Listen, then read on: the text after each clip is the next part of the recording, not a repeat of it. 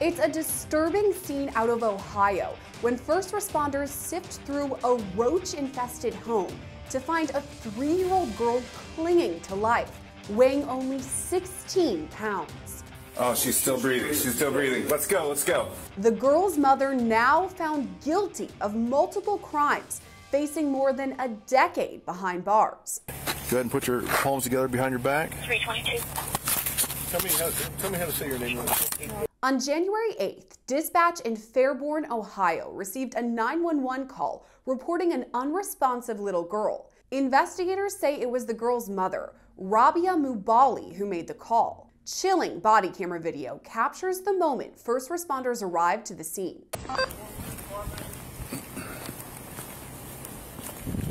At first, there's confusion about where the officers should go. Which one is it? Left? Isn't that the older lady? They always come out here and check. Quickly, they determine it's the apartment on the left-hand side of your screen. All right, let's go in. Fairborn Police. You can hear first responders calling out as they enter the home, making their presence known. Fairborn Police Department.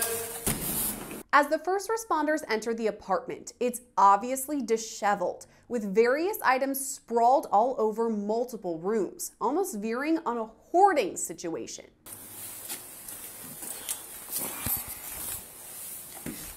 And then you hear it, the audible reaction from officers, who later called the apartment deplorable. Oh my God. But the officers push on and continue to search the apartment. Come on. Officials again call out to anyone who may be inside. Fairborn Police.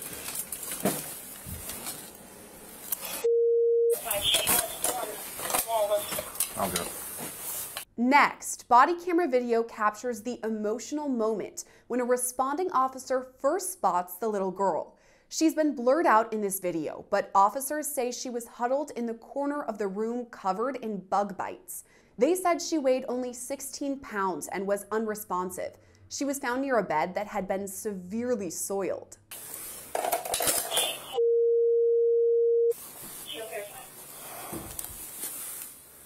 At first, the officers believe the girl isn't alive. You can hear the moment of relief when they realize she's still breathing. Oh, she's still breathing. She's still breathing. Let's go, let's go. From there, first responders quickly spring into action. She's still breathing. Get a light.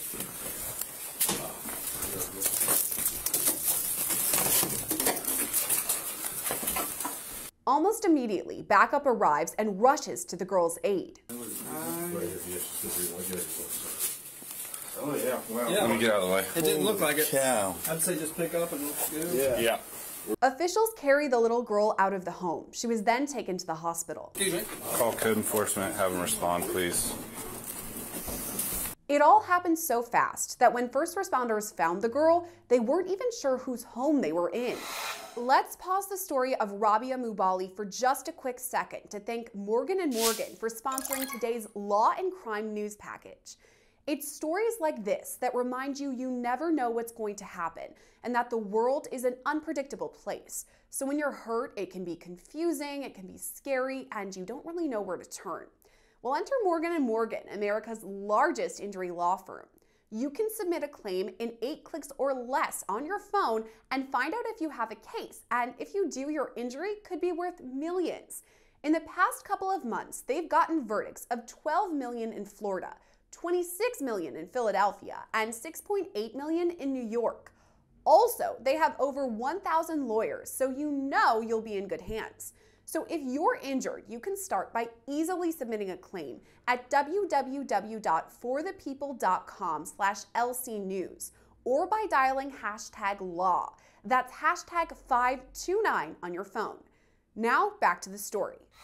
Here's where investigators determine it was the girl's mother, Rabyah Muballigh, who called police. Well, right now we're trying to figure out a whole bunch of things, right? A whole bunch of details. Just seconds after this body cam recording began, Muballigh asks if she can sit down. Officers tell her she can take a seat in their squad car. You mind if I sit?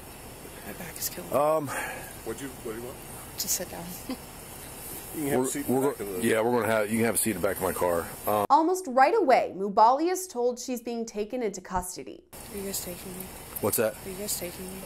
Yeah, we are. Muballigh can be heard asking officers whether she can give her stuff to someone nearby. After that, they walk her toward the squad car. Can I give my stuff to him then, please? I'll take care of that. Let's walk in the front of my car, all right? Video captures an officer pat down Muballigh to make sure she doesn't have any weapons. Good. If you want to face my car, you don't have, just put your hands out to your sides. Nothing on your pockets at all. No pockets. You have just underwear underneath your sweats. Not underwear. Just your sweats. Okay. Perfect. 322. All right. Up next, Muballigh is put into handcuffs before speaking to a detective. Go ahead and put your palms together behind your back. 322. Tell me how to say your name. Rabyah. Okay, Rabyah. My name is Ryan Whitaker. I'm a detective. The detective explains that he'll discuss further with Muballigh when they head to the police department. I can't. It's going to be a little bit, so right now you're going to be taken to the Fairborn Police Department. There's some administrative things that we have to do there, take a picture and some fingerprints, but I'm going to be down to talk to you soon, okay? All right. We'll work through it.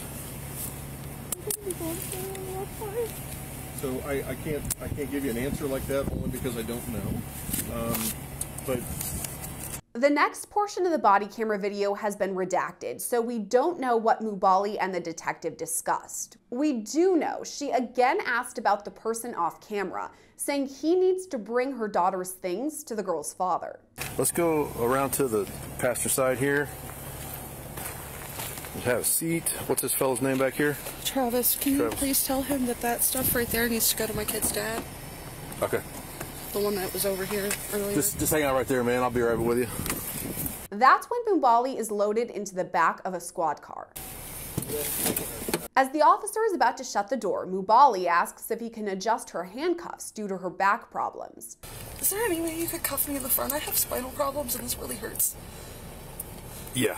The officer agrees and her handcuffs are repositioned.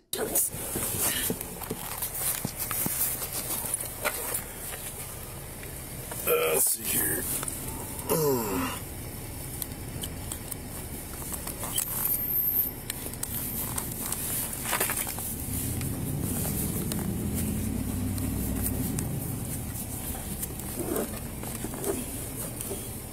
Yeah, hang on a second. There we go. All right, just a second. Oops.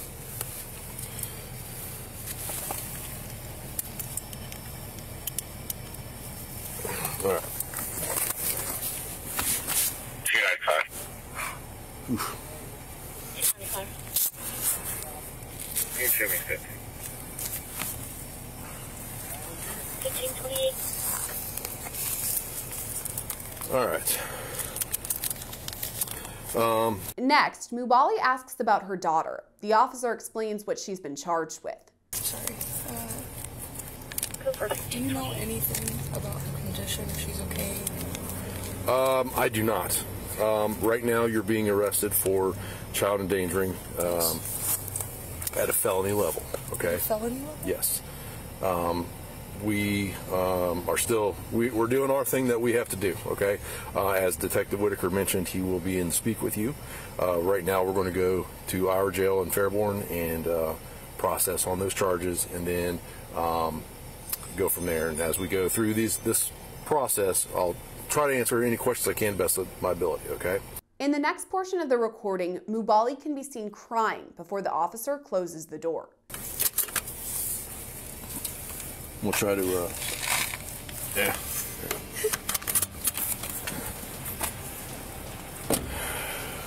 Muballigh was later indicted by a grand jury of felony assault and child endangerment. Just this week, she pleaded no contest to the charges and was convicted. She's now set to be sentenced in July and could face up to 12 years in prison with a $20,000 fine. As for the little girl, she was taken to the hospital for treatment and survived. Reporting for Law&Crime, I'm Gillespie.